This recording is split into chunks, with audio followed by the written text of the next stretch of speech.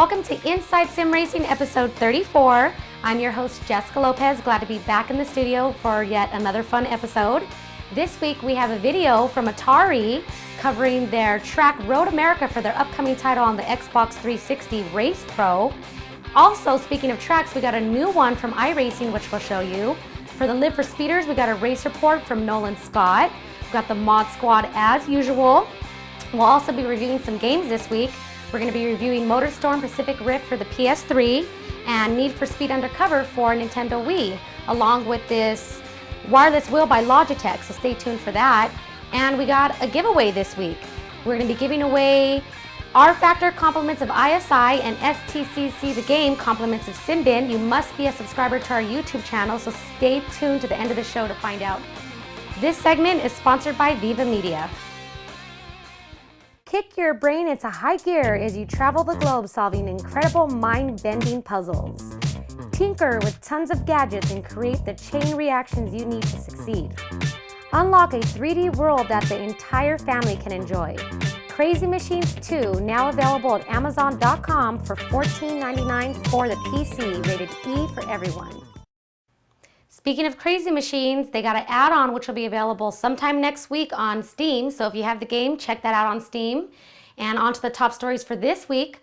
Atari and Simbin have collaborated together to create supposedly the first true sim for the console, Race Pro, which will be available on Xbox 360. We got footage of Road America. We got screenshots and footage, which we'll have for you in just a moment. The game will be available January 27th, 2009. Check out this video.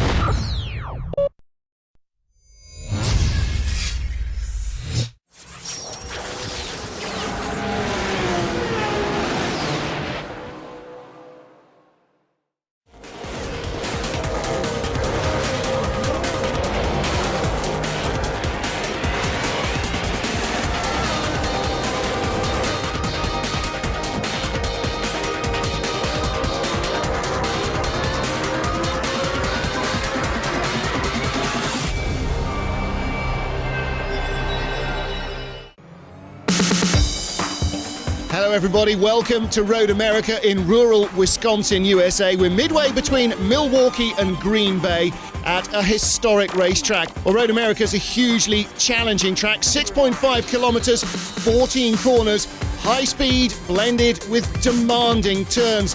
And on the long front straight, drivers will be reaching speeds of up to 300 kilometers an hour. Finding the ideal braking points here will help gain those crucial tenths so vital in winning. The most difficult part of the course is the infamous turn known simply as the kink. Drivers need real guts and caution here. It's much tighter than it looks and has very solid walls on both sides with no runoff areas. This is a real danger zone. Well, there's only an hour to go before the lights turn green, so stay tuned for unbeatable racing at Road America.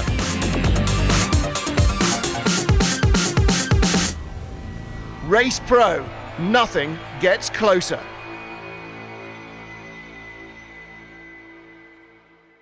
That Road America track looks pretty darn cool, and as we hear more about it here on Inside Sim Racing, so will you.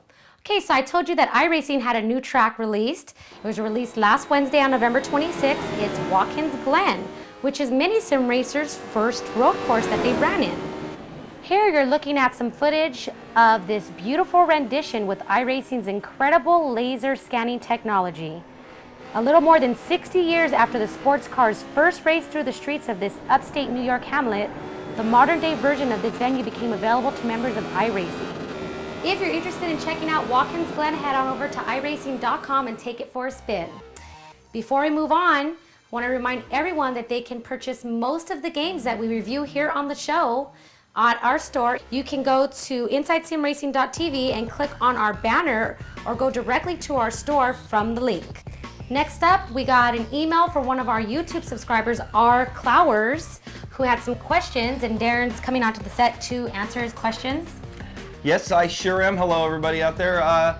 Their question basically was, these guys are some console racing racers, and him and his older son are interested in getting into Arca Sim Racing. And they've been running NASCAR Thunder 2004, and they wanted to know if it's going to help them with the transition over to sim racing. And answer to your question is, yeah, it's definitely going to help. How much it's going to help, I'm not too sure. If you're running on a wheel and pedals, you definitely need to be doing that because you're not going to be able to do that in ARCA. You're not going to be able to run on a gamepad or something like that. But yeah, it's definitely going to help you in your transition. And we love here on Inside Sim Racing to see viewers who are playing console games transitioning over to PC sim racing. Yep, yeah, exactly. So good luck to you guys. Hope to see you guys out there on the track soon. And if anybody else has any questions on making their transition from console to PC racing, make sure to send us an email or write us a letter. You can do the same. Yeah, you can email me, excuse me, Jessica, you can email me direct, Darren at InsideSimRacing.tv if you have any questions. You want to get started in sim racing and you're not sure how, just drop me an email. I'll be happy to help you guys out or even read your email on the show here. And speaking of console racing, Sean's in the console room. We told you guys we're going to be doing a review of MotorStorm Pacific Rift for the PS3 and Need for Speed Undercover for Nintendo Wii. Yeah, I better take this with me. I'm going to kick Darren out of the set, or off the set, to go join Sean so they can do their little review for you guys. Yeah, I'm looking forward to this. And when we return, we'll have the Mod Squad. Actually, I'm looking forward to MotorStorm. Not this, but yep, I'm out of here. Hey guys, I was in such a rush to get Darren off my set that I forgot to tell you we have some screenshots from Codemasters Dirt 2 coming out in 2009. We're going to show you these screenshots, and when we return, we'll be with Darren and Sean in the console room.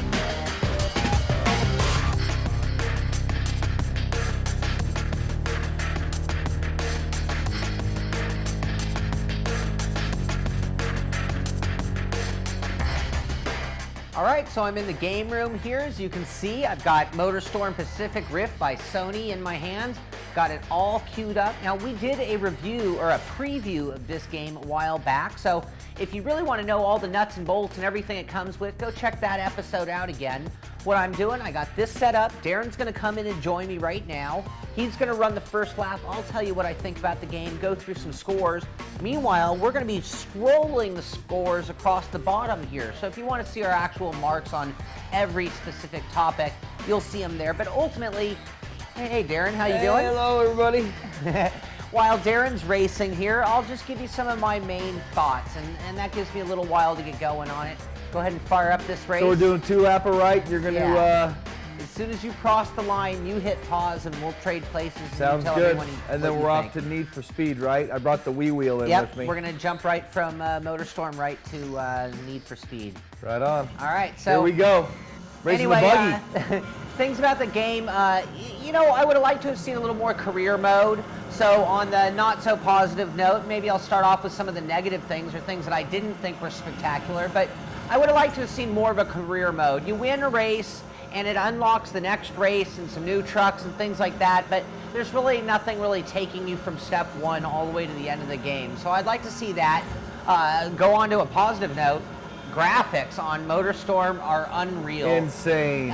Great things. I mean, moving objects out on the track, incredible water effects with it splattering up on your windshield, and again, some things that you don't see in every sim and things that I actually think are really spectacular. Speaking of spectacular, the lighting when you're driving around, it's hard to focus. Shading, shadows. And just going right through the bushes like that, you gotta love that kind of stuff. Look at the water right here. Insane. Look at the reflections. And kind of sliding out through there. One other thing, I mean, we didn't rate physics on this, and the reason for it is you'll see Darren's playing with a game controller. No wheel support. So if you're looking for the next sim to really get that full-blown sim feeling, MotorStorm's not going to fulfill that. You're going to be playing with a little controller, but it is fun. Get some carpal tunnel. Yeah, get carpal tunnel for sure. It's a real fun game, and it's well worth playing. It's so arcadish that you don't feel wrong using the controller that way. The sounds are pretty average. They're good. I mean, each car has a good sound. There could be more spectacular sound for crash damage. Oh. That was kind of like the generic explosion crash sound you heard right there. The car models are totally futuristic. I mean, nothing you'd see for real. They're like variations of dune buggies or trucks, or I was in a watering truck earlier on. Well, there's a Tonka truck right there. There you go, big old Tonka truck. Oh, it just smashed me. And they are really clever car models. They're spectacular and well done. I mean, you'll see. Guess what, dude? Oh, that's the end of mine. My overall score, just to give you an idea, was 82.1. So you see all the individual scores, but overall it was an 82.1. And it's my turn to finish up this race, see how we do, and Darren can tell you what he thinks. Absolutely. Hello, folks. MotorStorm, Pacific Rift. And left you in third place here, but the Tonka truck's about to smash you. Suspension flying off. Yep. So, as Sean mentioned, what was yours? 82.1? 82.1. Yeah, like we talked about in the last review we did, you know, our scores are usually pretty similar. And I came out with an overall of 83 flat. And, you know, most of our scores were 80 across the board, like Sean mentioned, graphics were 90s. But one of the places that it suffered was in AI, or artificial intelligence. And I'm not showing that right now, though. well, I had just handed it off in third place after wrecking 2 or 3 times, and so that shows you how easy it is to be up front. And if Sean really put his head down and focus, he's already back up to 11th. He should be able to get right back up into the top 5. There's one truck. Oh, he's riding that truck's wheel. Oh, flipped it. So, great game, a lot of fun. Fun factor, you know, all the scores were right around in the 80s, but fun factor was definitely up there. Yeah, real fun game to play. You get sucked into it. Yeah, no question. I love this reflection, this water effect here. A little bit of frame glitch here and there. Probably would have had a higher score in graphics if it didn't have that occasional frame glitch, but considering the amount of stuff that's going on, smoke and water splashing, and with Sean up to 4th, see? He's about to freaking, there's a win right there. Oh, carnage. A lot of big trucks in the way there. Yeah, man, they were blocking the road. That was craziness. Sean's gonna make me drag out this review. But anyway, it's a lot of fun. Cost goes about 50, 60 bucks. It's going for PlayStation 3 only. This is it's the Sony title, so that's why you're gonna see that. Has multiple view, no replays. That's kind of a bummer. The multiplayer's killer, man. I got online. Like we mentioned, if you know the tracks offline, you could smoke the AI. Sean just passed for 2nd after a few wrecks there. Oh, the rubber band effect in the AI is just ridiculous. They really slow down big time. Sean's running to the edge. He's almost gonna win it. Oh, can he do it? No, he blows up at the line. No, and finishes 2nd. So that's gonna do it for our MotorStorm review. You can get it. Heck, you can get it at our Amazon store if you're interested in it. Decent price for it there. Definitely recommend it. Lots of long-term playability. The worlds and stuff go on forever, and multiplayer. So there you have it. MotorStorm 2 Pacific Rift by Sony. Any last thoughts, Sean, before we go? No, it's a real fun game, and you know I definitely say the word game. It's a game all the way, arcade-ish, but a really good time if you like. I mean, and that's what we're all about is you know, simulated motorsports or arcade motorsports, and you know it fulfills that need for sure. It's a driving game. Yeah, the racing online, those guys were tough, man. They knew the tracks like I was mentioning. I think I got off track, but guys online know those tracks, and they are tough to beat. There's some good racers out there, so go pick up your copy. Whether you rent it or buy it, it's definitely worth it. I definitely recommend it. Now we're going to switch gears here a little bit and get to that Wii wheel we got sitting right here. Yeah. What are we going to play with this one? Need for Speed. The only game available or compatible with this wheel is Need for Speed Undercover. So we're going to switch the Wii on here and show you guys what it's all about. This is the lowest rated game we have ever done here on SRT. And the wheel, we'll talk about that in a second. So Switch them over. let's switch it. Here we go with a little Wii racing. Actually, I'm going to say this right now. This is going to be the last Wii racing you see on this show. This is definitely not a next-gen console. The Wii is meant for one thing. Guitar Hero, we got the new drum set and stuff. That's here. fun. We love that. The Wii's great for that, but racing games definitely not it. You can't see it close up here, but this game is Jaggy Central.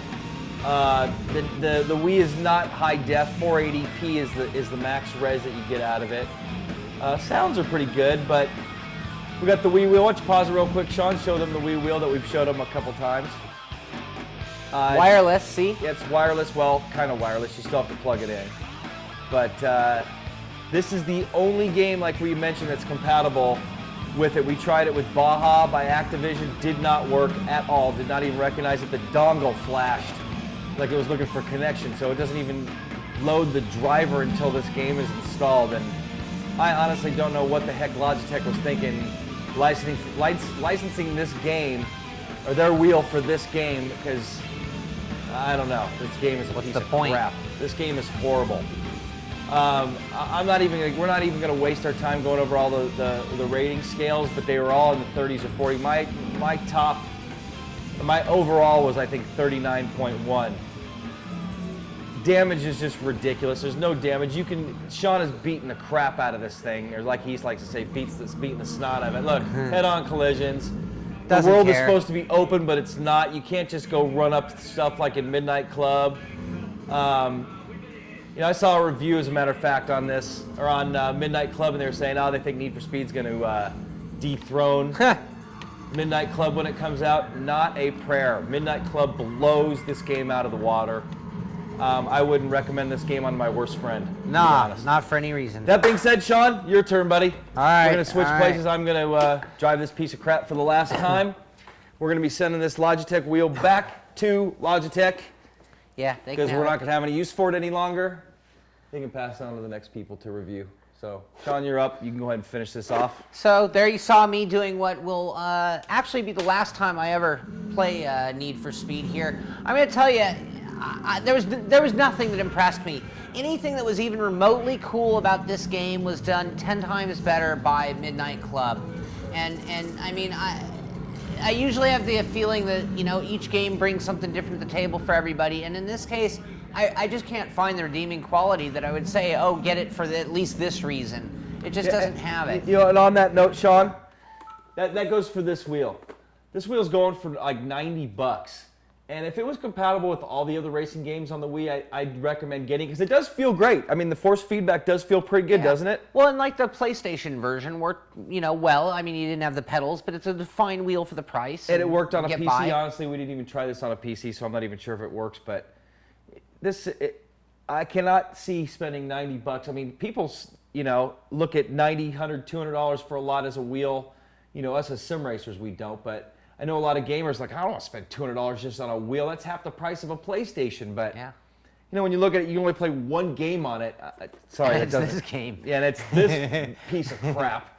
Hey, if this was compatible with Mario Kart, which I heard is great. Yeah. Which when they come out another one, we may review it on here. But this would probably be fun. But come on, it's just not enough. I mean, that's not enough reason. That's not enough reason to buy that wheel, and that wheel's not enough reason to buy this game. That's for sure too. The one thing I'll tell you, I mean, Need for Speed, I'm going to say it, I'm really disappointed.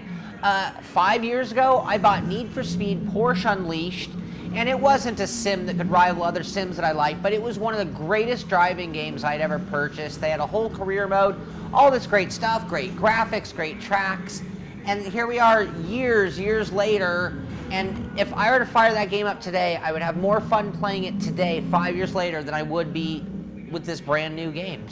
And it might be the Wii may contribute it, because this is definitely not a powerful system like a PlayStation 3. Yeah. I would be curious to see what the PlayStation or the Xbox version is like, but I've also read and heard that that's crap too. Yeah, maybe it'll surprise us. You'll see it. I doubt it, though. I think it's just sort of they didn't put a lot of energy into this particular version of Need for Speed. With that said, I mean, I have nothing more to say about this. Do you, Darren? Nope, I do not recommend either. So save your money. There you go. We'll keep it short. Get out of here. I'm going to hand it off to Nolan Scott right now for IGTC. They got round 6 coming up. And as soon as they're finished up showing you that video, we'll be back in the studio with Jessica for the Mod Squad.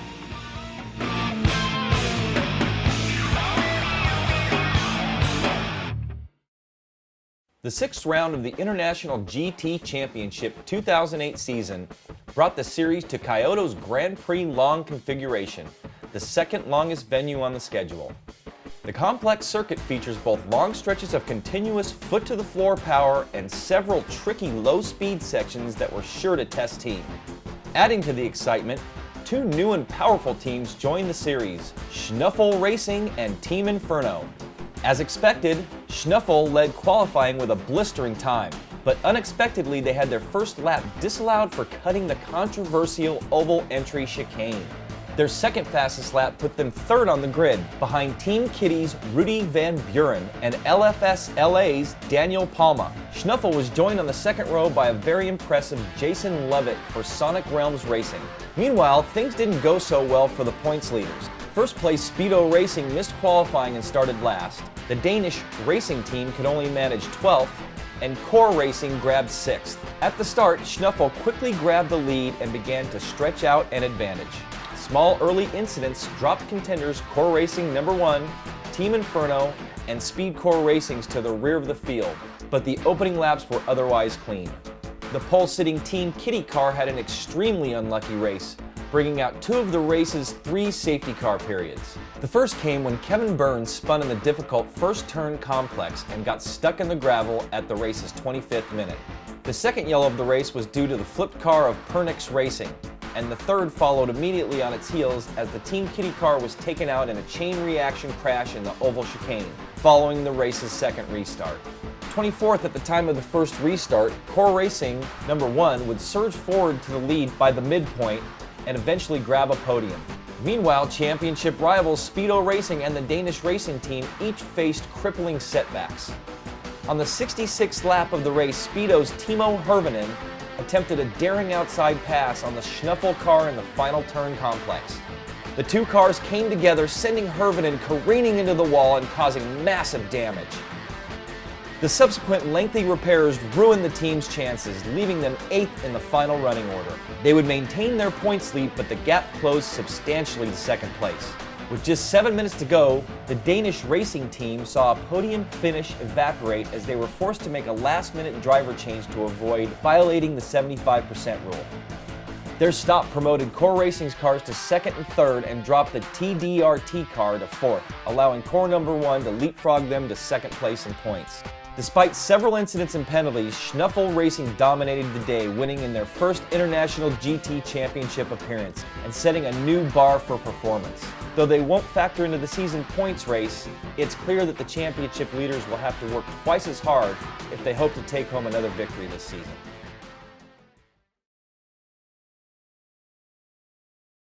Welcome to Elite Pro Series Week in Review. This week, the Pro Series drivers would rock it out at the Michigan International Speedway for the MVG Web Hosting 80. Brian Busick would earn his 4th pole of the season, and Jeff Ward would claim the outside pole. Those 2 would lead him down to the start. The racing was like putting 30 cars in a washing machine and hitting the spin cycle. Clean 3 and 4 wide racing would take place all night long. The newly released track from the Simpactor would provide some of the most exciting and intense racing the Elite Pro Series has seen to date. Drivers would battle 3 and 4 wide all night long. On lap 47, Josh Locken would tap Sean Bickel, starting a multi-car accident. Sean would hit hard into the outside wall. The Good Hands Driver of the Week award goes to Patrick Fogel. Patrick would weave his way through the lap 47 crash unscathed. Several drivers would battle hard for the lead with 20 laps to go. But after a late race caution, we found Jeff Ward and Byron Daly racing for the top spot. Those 2 would battle nose to tail for several laps. Jeff Ward would hold off Byron to capture his 2nd win of the season. Congratulations, Jeff. Also on the podium would be Byron Daly and Jason Bernstein. Congratulations, guys. The port stand is starting to really shake up as Sean Bickel holds a narrow lead over Jason Bernstein. Join us next week for another edition of Elite Pro Series Week in Review. The Pro Series guys will tackle Iowa Speedway for the New River Racing 150.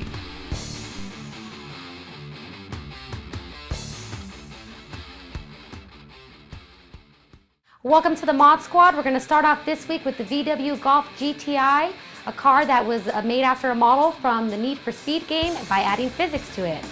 Alexander Belensko and Hermie made this mod. They gave it the 2.0 liter engine and included both the street and full race versions. Next up is a track out of our favorite region of the world, and that's Southern California, baby. IDT Simulations has released yet another version of Long Beach. this being their version from 2007. But buyer beware, this track is rumored to be a frame hog. Also coming out of IDT and perfectly matched for running that Long Beach track is the 2007 version of Champ Car World Series. This mod has the liveries of what will be the final season of Champ Car. Now it's time for the mod of the week, which comes from MMG or the Mac Modding Group. Mac Modding Group, or MMG, is known for a handful of mods. They have recently released F1 2007 MMG 2.0. This mod is the granddaddy of all motorsports and is Formula One. The mod includes 22 drivers from 2007, and they even threw in a few of the new guys making appearances in 2008. Things that make this mod so special include vibrant sound, great paint jobs for all of the cars, as well as incredible models. There is even high-resolution versions for those of you with supercomputers. This version is done with completely new physics over previous models. It is hard to capture all the glory of Formula One, but with F1 2007 MMG, you are on your way to racing against Lewis Hamilton for the championship. So if you're looking for the fastest thing in sim racing, you can get F1 2007 MMG at rFactor Central or at f1mods.com, or go direct to MMG at macmodgroup.com. And the Mod of the Week leads us to one more mod-related story this week. The Mod of the Year Awards over at rFactor Central. Well, now there is a lot more at stake than bragging rights alone. rFactor Central has teamed up with Race.me and have put up some big money for the winners of the two biggest categories. The 2008 Car of the Year as well as the 2008 Track of the Year will both take home $1,000 each. You, the sim racing public, will decide who wins. Head over to rFactor Central and cast your votes for these and many more categories. All right, Darren's here back with me to end the show. As we told you earlier, we have some contests. Yeah, big contests. We're going to be giving away STCC the Game compliments of Simbin. And rFactor compliments of ISI. Thanks to both those companies for providing the games. Thank you much. For the giveaways here. So you're going to have to do two things to be eligible to win this game, or either one of these games. First thing, make sure that you're a member to our YouTube channel. Have to be a subscriber to our YouTube channel, and just go to youtube.com/simracingtonight to become a subscriber if you're not. And then if you're already a subscriber, you're already eligible. And you're going to post a comment on this week's episode number 34. And please specify in your comment which game you'd like to win, STCC or rFactor. And why you want to win it. We don't care what your reason is. You could say you want to sell it on eBay.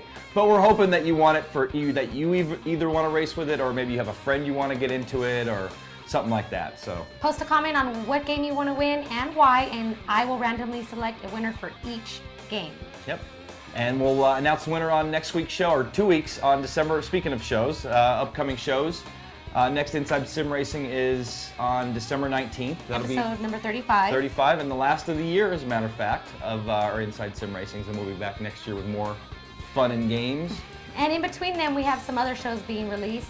You just did a review, right? Yeah, on this beauty right here, the Ferrari F430 Thrustmaster wheel. So we're going to have, it's already up actually, check that out, it's up on the site. And that's Sean and I did that review, it was a lot of fun. And then we got Porsche wheels supposed to be coming here, going to be doing a review on that and some other fun stuff. So I'd like to thank each and every one of you for watching the show and for also subscribing if you already have. And thanks for the donations out there. We've still got donations coming in, and thanks to all of you that have. And you know, if you can, even if it's just $1 or something, anything to help the show out, we really appreciate it. Yes, we do. That's going to wrap it up for episode 34. Thank you guys for watching once again. The checker flag is out, and so are we.